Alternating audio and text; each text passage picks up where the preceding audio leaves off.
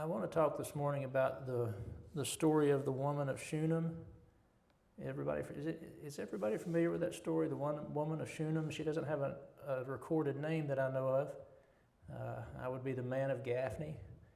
Mike would be the man of Buffalo. That's what she was referred to in the Bible. And but I want to talk about her story, and in the title of the sermon, I have it titled "Enough Faith." Her faith was not perfect. We'll see as we go through the story, there were times where her faith wavered. But I want to point out as we go through the story that even though sometimes her faith wavered, her commitment to God didn't. And that's the thing that I think we need to be so focused on in our lives. You know, there'll be times when we'll struggle. There'll be times when we'll have lapses in our faith where we'll maybe question what God is doing, as she did. But we can trust that God has provided us a measure of faith that can see us through if we just maintain our commitment to God. It should be our first duty of the morning to commit our lives to God. Wake up in the morning and commit our lives to God. Maintain that commitment to Him all through the day. And sometimes that means that we are committed to Him when He does things in our lives or around us that we wouldn't choose in our own interest. But we can trust that He is working, and we can have faith, that measure of faith that He's provided to accomplish this.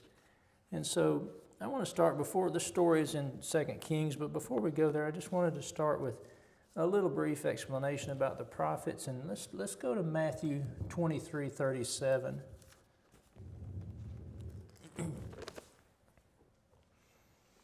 Matthew 23:37. This is Christ talking. This is not long before He's about to give this prophetic overview of the time from His time until the end of eternity. This chapters 24 and 25 of Matthew are a lot of prophecy there. But he's speaking here to the Jews, and especially to the leaders, and He says, "O Jerusalem, Jerusalem, the one who kills the prophets and stones those who are sent to her. How often I wanted to gather your children together as a hen gathers her chicks under her wings, but you were not willing." The prophets had a rough role to play. They had to bring messages from God. They were God's messengers, and they had to bring messages from God to a people who didn't want to hear them. And so often they were tortured and even put to death because of that. I don't remember where I read this, but maybe it was the next verse. But anyway, something I read this week where it was saying that it's appropriate for a prophet to be killed in Jerusalem because so many of them were. And so the role of the prophet was unique. It was different than a priest. A priest oversaw the sanctuary service. The king was the civil ruler of the nation. But the prophet was this messenger from God, this person who received words from God and gave them to the people. A very, very influential role for someone who really had no authority. He had no real civil authority, but he had a role that was most critical to the health of the nation. And during times where the prophets were well received, like the time of Samuel, the time of Elijah, and Elisha we'll be talking about today, the nation prospered when there was some level of reception of the prophet. Elijah had came before Elisha, and remember the story of King Ahab and Queen Jezebel, and they met there at Mount Carmel, and the priest of Baal called on Baal to bring fire down, and Elijah called on the God of Israel to bring fire down, and that experience was the beginning of a revival in Israel. And from that time forward, they began the schools of the prophets. And so it was a good time in Israel's history, and a lot of miraculous manifestations through those times. Elijah did a lot of miracles, and Elisha has a lot of miracles recorded. You remember Elijah would end up being translated. God would send down the chariot of fire and receive him, And Elisha was told if he saw Elijah being translated, that he would receive the thing that he had asked for, and that was Elisha asked for a double portion of Elijah's spirit, which was really not the spirit of Elijah, but it was the spirit of God. And so Elisha went forth in his ministry with this mighty power, the power of the Spirit, and a lot of miracles are recorded in the Bible. If you look in 2 Kings, there's the first parts of 2 Kings. There's a lot of memorable stories that Elijah performed miracles. The lady that needed money and she had nothing but a little bit of oil, and he told her to gather the oil from the vessels from her neighbors, and God allowed the oil in her vessel just to continue to pour and pour. She filled up all of these vessels and sold the oil to provide for her and her children. She was a widow. And the story of the borrowed axe, that the axe head came off and went into the river, and Elisha was there, and the axe head floated and it was recovered. The story where God revealed to Elisha's servant all of the host of God's army that was around them when they were surrounded by the Syrian army. The story where God blinded the Syrians army, and Elisha led them to the king, and the king said, "What should I do? And should I kill them?" And Elisha said, "No, feed them and send them home." And the story of Captain Naaman, as a very well-known story. So a lot of stories, and this story of the woman of Shunem is no exception. It's found in 2 Kings chapter 4, starting in verse 8. And we'll go through that story this morning and just bring out some points about it as we go through. But the key to we're still talking about the prophets. The key to the prophets is would they listen to the prophet? Would they accept the message from God? Or would they reject it? It was that simple. And of course, when Christ came, John the Baptist was there. He was a prophet. Christ himself prophesied. Would they accept those messages, or would they reject them? And so, with the story of Elisha, it was a time of relative peace in Israel, even though the Syrian army was often around to harass. And Elisha's and Elijah also, their influence, they were in the northern tribes. They were in what was known as Israel. Judah was in the south.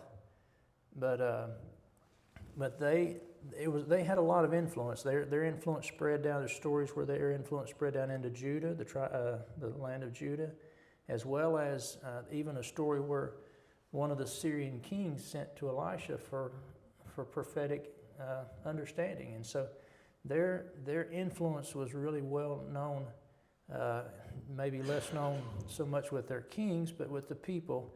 And remember the story of Captain Naaman. It was the little maid. She had confidence in Elisha, and that's why she told Captain Naaman's wife about the prophet in Israel. And so it was a time when the people there was a relative good feeling of the people towards the prophets. And so with that as a background, then also a little bit about this little village called Shunem, where this woman was from. In the northern tribe, if you're familiar with it, in the northern tribe of Israel, you have the Jordan River on the right side and the Sea of Galilee there that the Jordan River flows out of. On the left side, you've got the Mediterranean Sea, and in the middle, there's this, what was the name of that valley? Jezreel? Let's see. The Valley of Jezreel, I believe. Let me make sure I'm telling you right on that. Yeah. The Valley of Jezreel. It was a long, fertile area down through there that kind of ran between the two boundaries of water, and a lot of the stories in the Bible are around that. Mount Gilboa was to the south of that. That's where Saul and his sons were killed. If you go with a car, if you go about a 30-minute drive north of Mount Gilboa, is where the little village of Shunem is on the other side of this Jezreel Valley. And then about a 30-minute drive again north, you'll get to Nazareth, where Christ was raised. And so, just for perspective, it's kind of in the middle, but a little bit closer to the Sea of Galilee side, and a little bit south of the lower tip of the Sea of Galilee. So this is where this is at, kind of in the heart of where the stories of the northern tribes were at. or where they came from in the Bible. So if you want to, let's just turn to 2 Kings chapter 4, and we'll begin to go through this.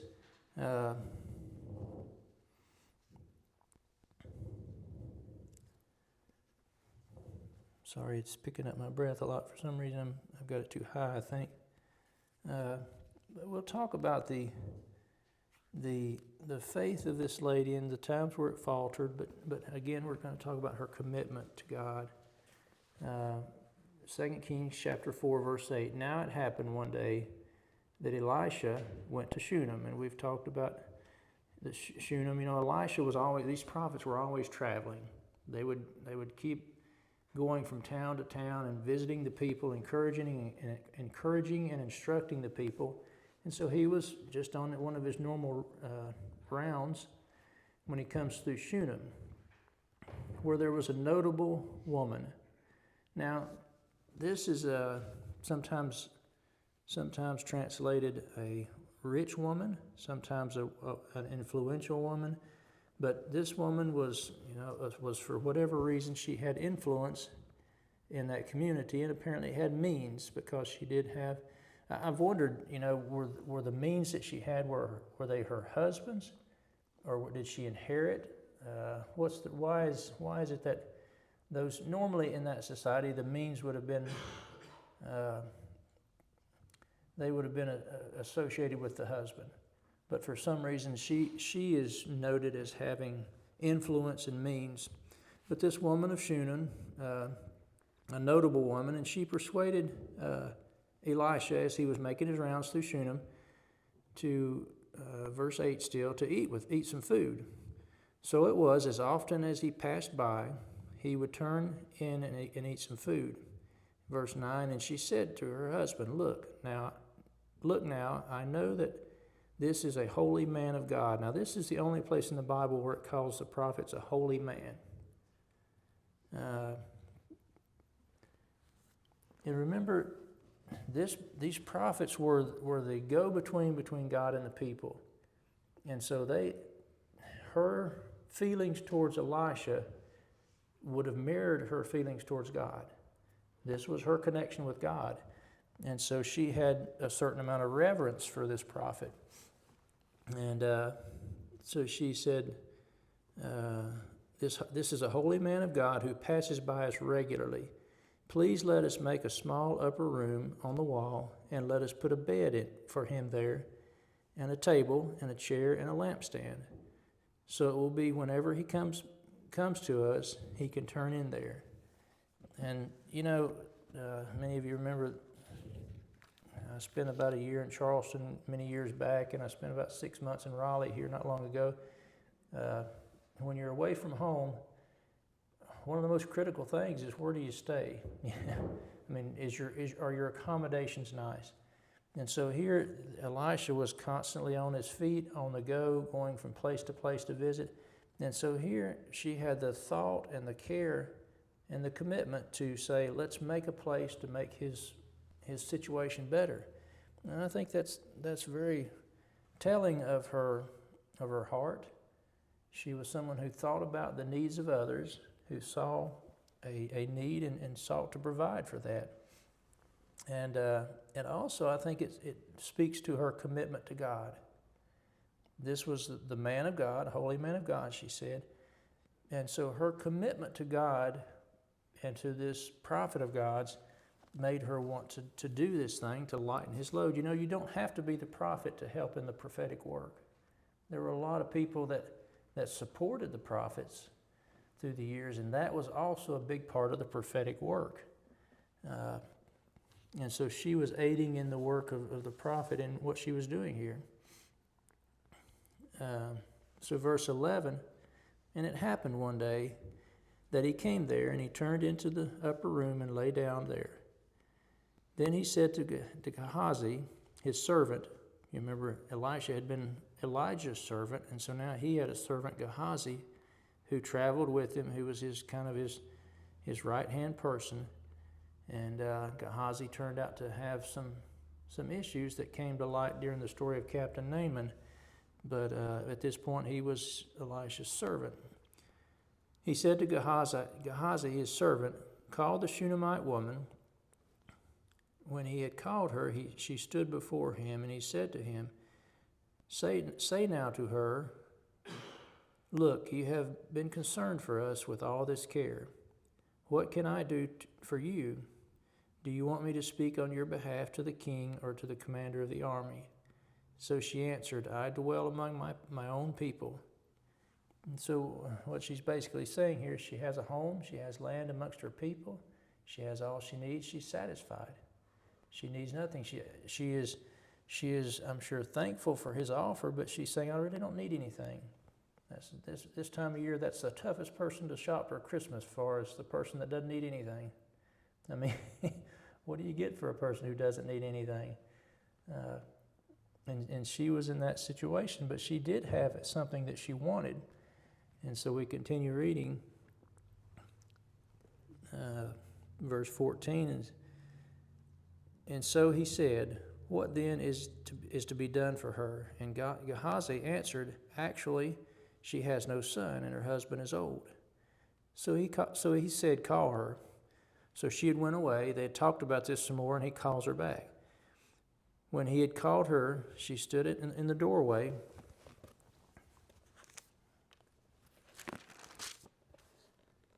Then he said, About this time next year, you shall embrace a son.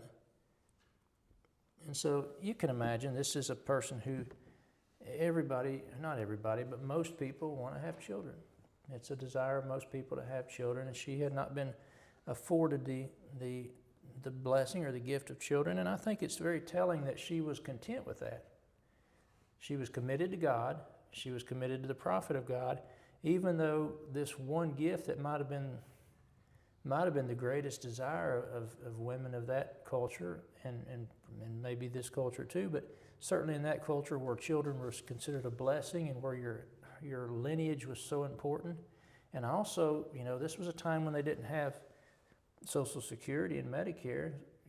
Who was going to take care of her when she got old? It would be the responsibility of the children first. She had no child. She had a husband that was old. She was in a situation where she was soon to be left without the support of family. Her husband was not far. He was still out working, so he was still healthy, but he was old. And so this was a need that she had, or a want at least, that she didn't have, but she was content. She had put her trust in God. And so, and I'm sure she had been working this over in her mind for many years, and probably had to prayerfully maintain that contentment, because I'm sure there were many times when the devil would come to her and tempt her and say, well, you have this and that, but you don't have a child. God has not given you a child. And so I'm sure she had to maintain her commitment and her contentment. And so, continuing on in verse 16, just starting back at the beginning of 16 again. Then he said, About this time next year you shall embrace a son. And she said, No, my Lord, man of God, do not lie to your maidservant. Now here her faith, the right answer would have been to say thank you. Praise God, thank you. But her faith is quivering a little bit here. And she's in good company, because she's not the only one. We can think of stories elsewhere in the Bible. Remember Sarah, Abraham's wife?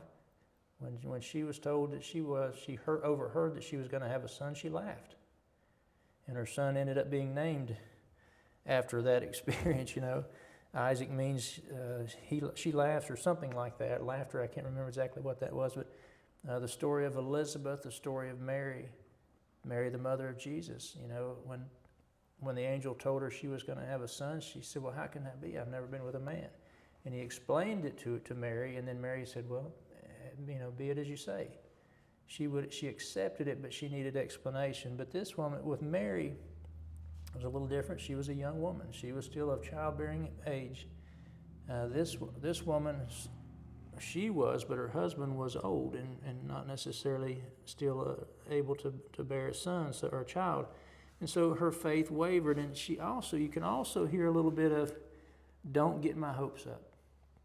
Don't build up my hopes. This is something I have come to grips with, I've come to peace with, and don't get my hopes up for me to be disappointed and discouraged, because things like this, once you've dealt with it, if it comes back into your life, sometimes that's when it can flare up and really become a stumbling block.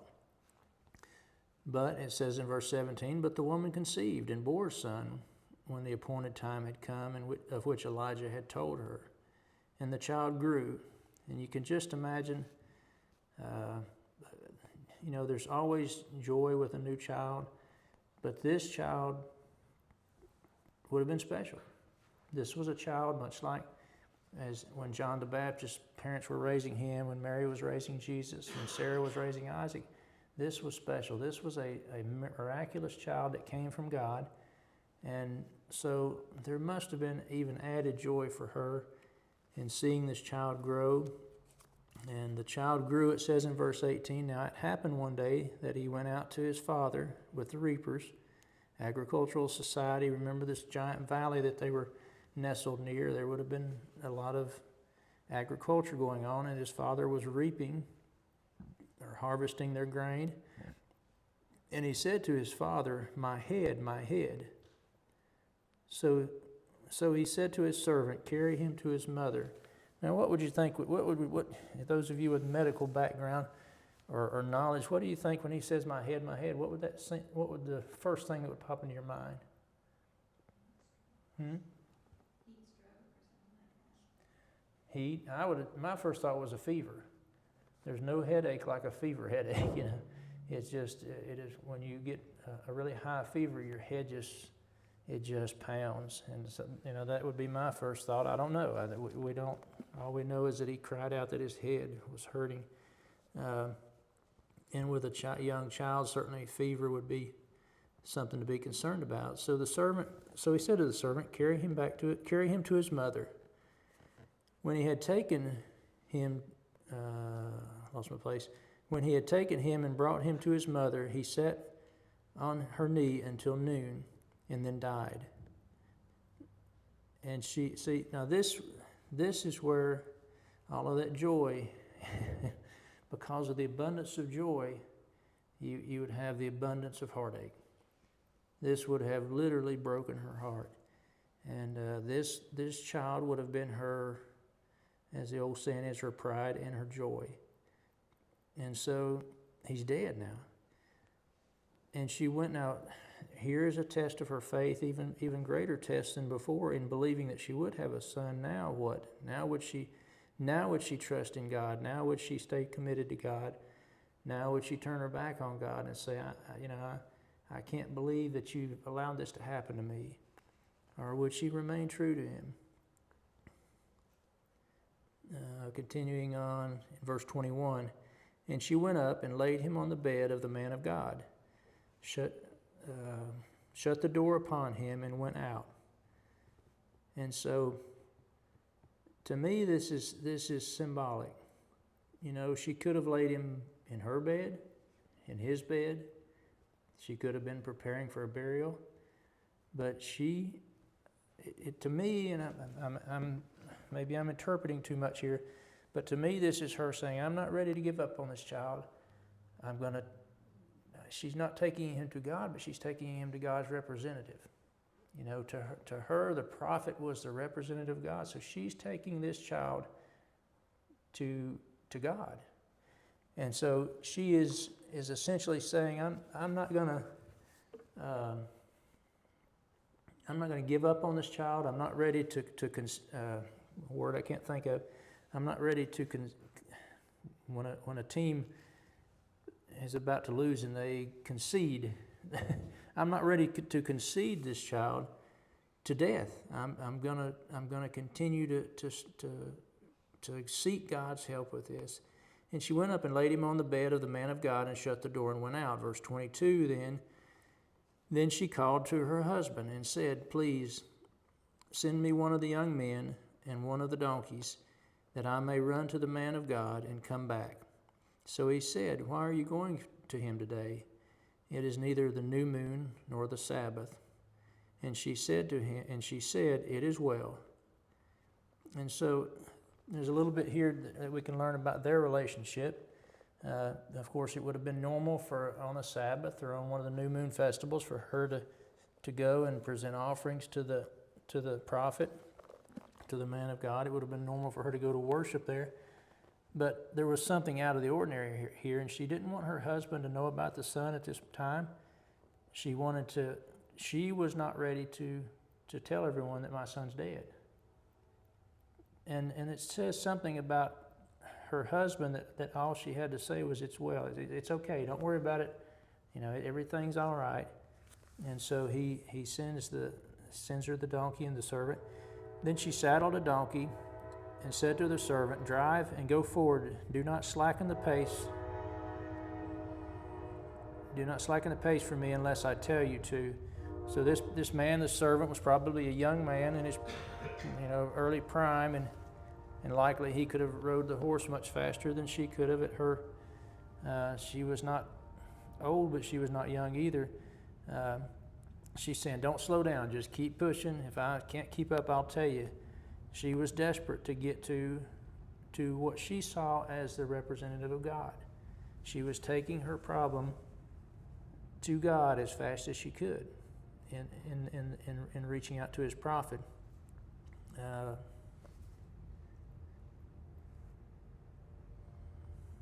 Find back where I was at. In verse 25, and so she departed and went to the man of God, which is at Mount Carmel. I looked that up, but if I remember correctly, it was about 20 to 50 miles, according to which, yeah, that's right. I looked at a couple of different sources. One of them said it was about 50 miles.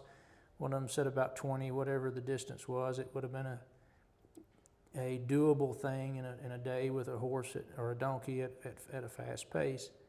And so she goes to the man of God at Mount Carmel. Mount Carmel, remembers where the story of Elijah and the prophets met. So this was a well-known place for the prophets to be. So it was when the man of God saw her afar off that he said to his servant Gehazi, look, the Shunammite woman. And so he's seeing her far off. I suspect that God is telling him that this is the Shunammite woman, because God we'll see as the story goes on that God communicated very clearly to Elisha. They had a very open communication. And for Elisha, who was older, to tell Gehazi, the younger man, this is the Shunammite woman, Gehazi's eyesight was probably better. He probably could have looked, but just couldn't see because of the distance. But he says, this is the Shunammite woman. Please run now to meet her and say to her, is it well with you? Is it well with your husband? Is it well with your child? And she answered, when Gehazi gets to her, she answers, it is well. You see, she didn't want to tell her troubles to a man. She wanted to tell it to the representative of God. She was not going to put her faith in anyone but what she saw as God's representative. And so she answered, it is well. Now when she came to the man of God at the hill, she caught him by the feet, but Gehazi came near to push her away.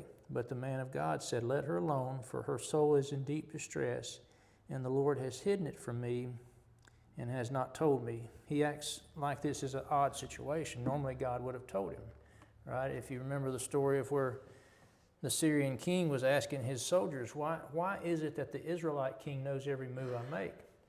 And the Syrian king says it's because the servants of the Syrian king says it's because the prophet of God, Elisha, knows what you're saying even in your bedroom.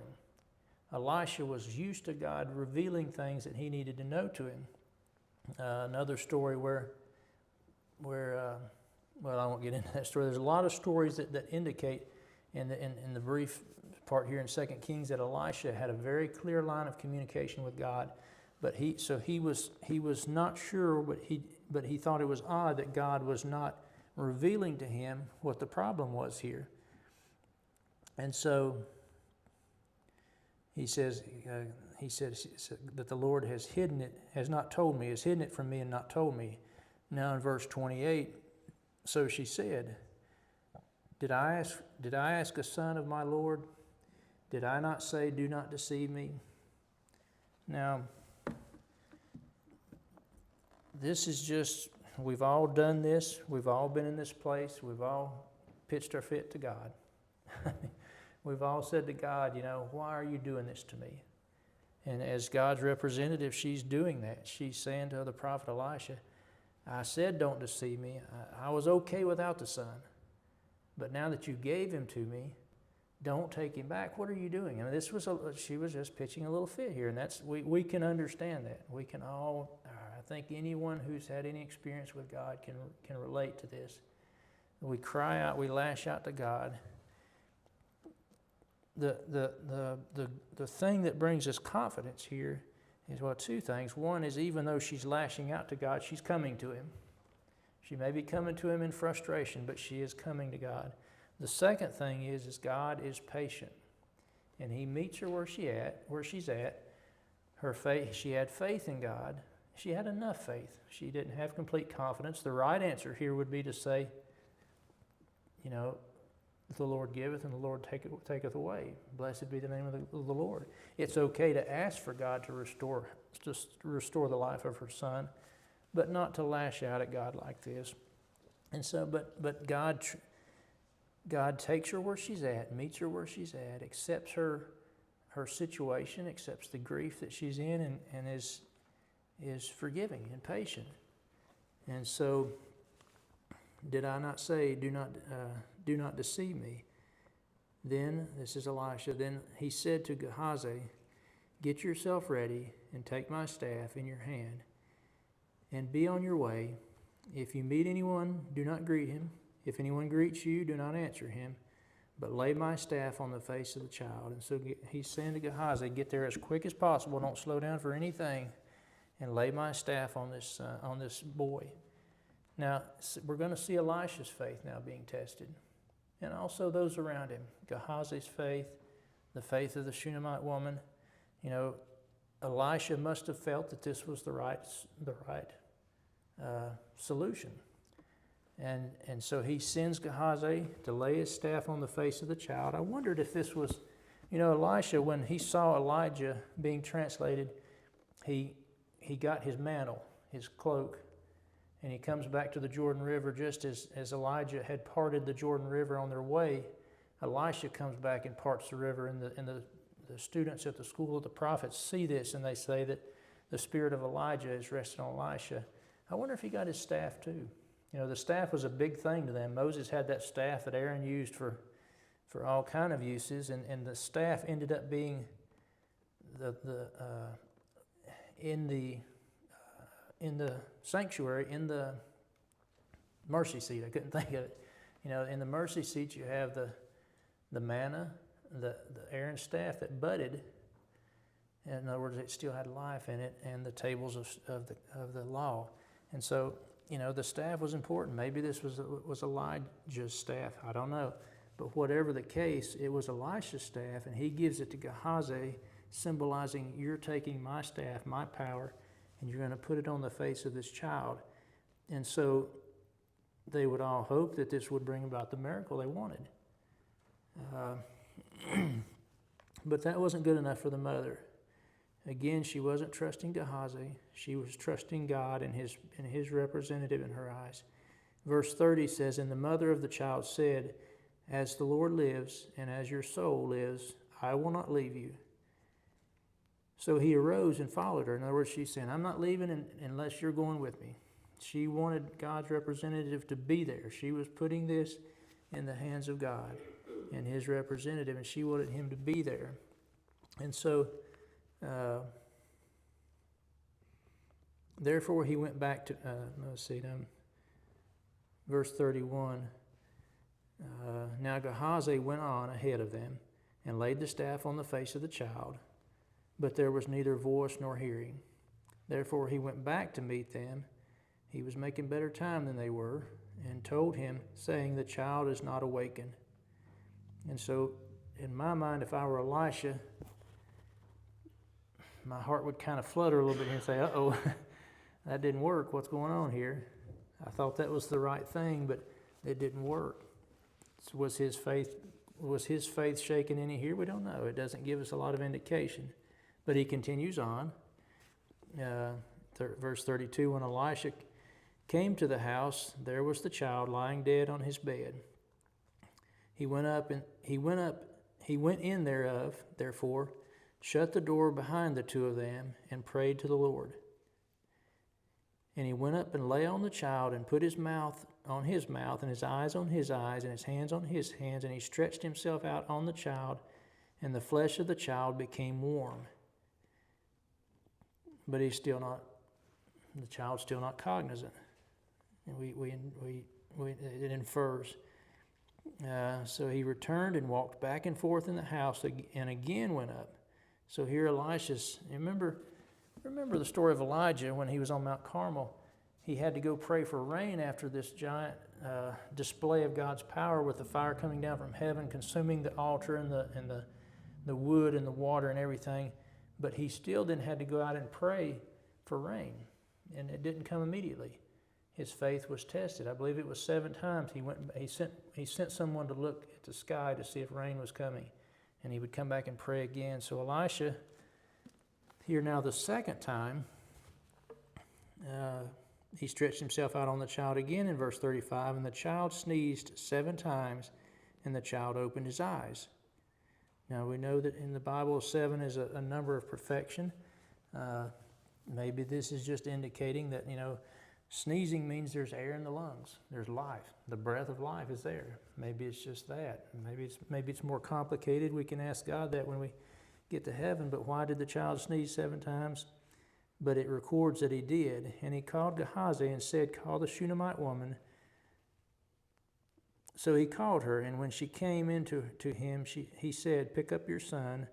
So she went in, fell at his feet, and bowed to the ground, and then she picked up her son and went out. And so I don't know if the husband even knew anything yet. Here this miracle's happened. Is the husband still out there in the field working? Is he still harvesting? If so, when he came home that night, what a story he received. How's the boy doing? He left there with a headache. Well, it was quite a testament to the power of God that he would hear about that night. And so I want to just reiterate that I think it's critical to see that this lady didn't have perfect faith, that she didn't act in the correct way in every situation in this story, but her commitment to God, if things were not going to go her way, it was not going to rattle her faith, and she's not going to turn away from God. She's going to take her problems to God through His prophet, and allow his decision to be heard. Now, is this the last we hear about the woman of Shunem? Over in verse 8, or chapter 8, of 2 Kings, there's the story of where, verse 1, it says, "Then Elisha spoke to the woman whose son had been restored to life, saying, 'Arise and go, you and your household, and stay wherever you can. And the Lord has called for a famine, and furthermore, it will come upon the land for 7 years.' So the woman arose and did according to the saying of the man of God, and she went with her household and dwelt in the land of the Philistines for 7 years." And I just think that, on the one hand, I think it's a fitting end to the story that not only did God provide her with this miraculous son, He restored life to this son, but then He continued to care for her. Her faithfulness was continuing to be rewarded. And so she goes, how many of us want to leave home for 7 years? But the man of God tells her that she needs to, and she, by faith, she uproots and goes to the land of the Philistines. Not exactly a great place to be for an Israelite, because the Philistines that was one of David's biggest enemies, or probably was David's biggest enemy on earth, was the Philistines. And here in the history of Israel, that would have still been recalled. But she goes to the land of the Philistines. God protects her and sees after her during those 7 years. She comes back, and she is petitioning the king for her home and her land back. Let me see where that picks up. Then the king, in verse 4 of chapter 8, then the king talked with Gehazi, the servant of the man of God, saying, "Tell me, please, all the great things Elisha has done." Now it happened, as he was telling the king how he had restored the dead to life, that there was a woman whose son he had restored to life, appealing to the king for her house and her land back. So just as Gehazi is telling the king about this story, she's coming in there and asking for her land back. So, that's not coincidence. That's God's timing. And so